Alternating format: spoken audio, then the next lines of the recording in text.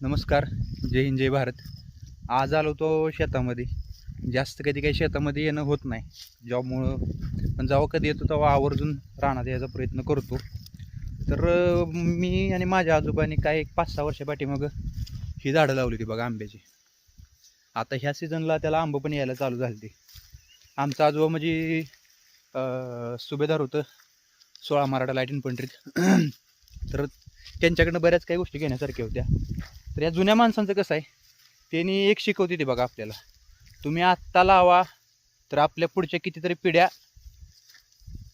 बसून खातील किंवा त्यांना मिळून जाईल. तर ह्याच हेतून त्यांनी झाड लावली होती. मला मिळू नाही मिळू, पण माझ्या पुढच्या पिढ्यासून तर ते मिळत जाईल. तर त्यांचं हे विचार लय मोठं असते. ते आपल्यासारख्या नवीन पोरासनी काय समजून घ्यायला येत नाही ती. आमच्या वडिलांचा पण विरोध होता झाड लावायला, म्हणजे त्यांनी कधी सपोर्ट केला नाही झाड लावायला, पण ह्या एका वर्षात त्यांनी पण लावायचा प्रयत्न केला. त्यासनी पण त्याचं काहीतरी महत्त्व कळालं, म्हणून त्यांनी पण झाड लावायला चालू केली. आता बरीच झाड लावली. जवळजवळ वरती पण आहे ती एक 8-10 झाड आहे ती, खाली एक 8-10 झाड आहे ती, अशी मिळून एक 15-16 झाडं आहे ती. म्हणजे आंबाच नाही, रामफळ आहे, पेरू आहे. तर अशी झाडं लावली पाहिजे ती.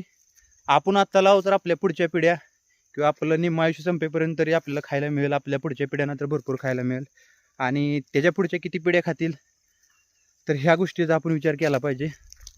तर मला एवढंच म्हणायचं आहे, अशी झाडं आपल्या शेतीच्याकडून लावा. आपल्याला जरी नाही मिळालं तर आपल्या पुढच्या पिढ्यांना नक्कीच मिळून जाईल. ठीक आहे. जय हिंद जय भारत.